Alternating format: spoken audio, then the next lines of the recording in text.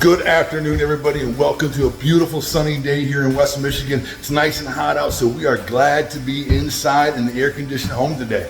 My name is Scott Seymour, Regional Maintenance Supervisor for MIW, as well as the Maintenance Guru for the Michigan West Division.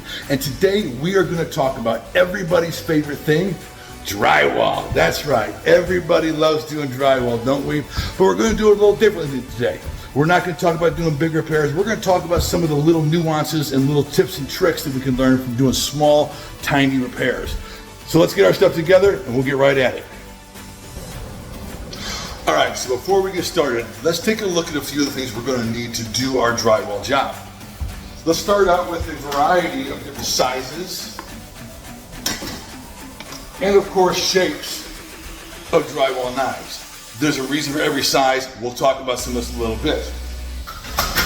Of course, we need our drywall mud. This may come in a 5-gallon bucket, a 2-gallon bucket, a 1-gallon bucket, depending on what you need or how much you need. We're also going to need to mix our drywall mud, so we're going to need a drywall mixer. Again, this will be dependent on the size of your drywall bucket. I have a bigger drywall bucket, so I'm using a bigger mixer paddle. And the last thing we're going to need, because today we are not going to be sanding our drywall at all, all we need is a sponge. We're doing small stuff, we don't need to sand. That's the best part about doing it this way. And of course, we need to look at our protective, our PPE. What kind of PPE do we need today? First thing, as always, we're always going to want to have safety glasses. We don't want to get stuff in front of our eyes. And if we feel better about it, we want to keep the drywall mud and things out via a pair of nitrile gloves. So we got our stuff going, let's get into it. So I mentioned earlier about the drywall mud mixer. One of the biggest mistakes I see people making all the time is they don't do anything to their mud. They get it out of the store, they open the bucket, they start put it on the wall. Let me tell you, that is a huge mistake. You want to make sure you've got your drywall mud consistency and texture down to the right way it needs to be. Think about pudding when you're talking about the consistency of what your drywall mud should be. If you're opening it up at the store, I guarantee you it's a lot thicker than that. If you're trying to spread thick mud onto a wall, you're going to get it hard to spread, you're going to end up with air bubbles in it, and you're going to really fight to get it to work correctly. Take your mixer, your mud, just take some ordinary tap water. Add in tap water, attach this to your battery drill, mix it up until you get that proper consistency, so you don't have lumps in it. Again, the proper consistency, we're thinking pudding. Whatever you think about pudding, that's what we want this to be. If you have that consistency right, that's going to be the very first step in being successful at doing drywall. Now that our mud is mixed up correctly, let's focus on getting the repair done. Today we're going to look at two small types of drywall repairs. A simple paint peel like you see here, and some of these small nail holes that you see in the wall all the time from our renders, hanging pictures, whatever it may be. Those are usually some of the challenging ones to get because I think we tend to do it the wrong way. Let's talk about that in a minute. The first thing we want to talk about is prepping the wall. We want to make sure we prep whatever we're doing, whether it be a hole or a paint peel, correctly. I like to use a 15-in-1. Some people call it 11-in-1, a variety of different terms for it, 15-in-1 by this standard, and I'll use this for prepping my wall. If you look here, you see paint peel.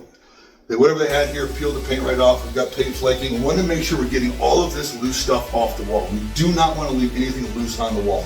So we're just going to take our 15-in-1 and scrape. We want to scrape it down until all the loose paint is off the wall. We're going to do that in every one of these spots. Once we've got that prepped, then we're ready to start mudding our wall. As far as our small nail holes go, one mistake I see a lot of people make is they'll just take and mud over that hole. We need to do something prior to just mudding it over. We want to make sure there's a spot in that wall for the mud to attach to, for it to fill into. A little dimple in the wall. A flat nail hole isn't going to be filled at all. The back of your 15-in-1 has a metal tip on it. Some of your drywall knives will also have a metal tip on it. That's what this is for. You're going to find that hole in the wall right here, and you're just going to tap it a little bit. Make this tiniest little dimple in the drywall face so that you've got a place for the mud to fill into. Once we've got that done, we can again start working on our repairs. Different styles, different sizes of knives. For this style, I prefer the 4-inch and the 6-inch knife. This is going to work best for me and how I do it for spreading the mud around. We don't need to go too big, we don't need to go too small. 4 and 6-inch works perfectly for this. We dig out a little bit of mud. We want to make sure our consistency is good, so I like to work it on my trowel a little bit, just to keep moving and make sure we're good to go. Once I've got it in, we're going to start with a small bit on our trowel, at about a 45-degree angle, and we want to come right across. We're going to work it right across, and work it across till it's smooth. This is not the time to take your mud and go and leave it thick like that. We don't want to leave that on. That's going to be a major hassle to try to repair and fix and sand later on. And remember, we're trying to do this without sanding. So 45-degree angle with your trowel. If you want to, you can take your larger trowel, come back to that same 45-degree angle right over the edge. You want to feather out the edge to make sure you don't have any hard lines. And that is good. Let's leave that alone and let it go just the way it is. Let's not overwork it and keep working and working and working at it. We're going to do the same thing for our other ones with prepped. Just come right across it at that 45-degree angle, feathering our edge out and working our way across it. I'll finish that one later, but you get the idea of what we're doing. The last one I want to show you here is this nail hole we just prepped. You see I put the dimple in it. This is where I see people tend to do a lot. This is where they tend to go and smear it and leave a lot more on than it needs to.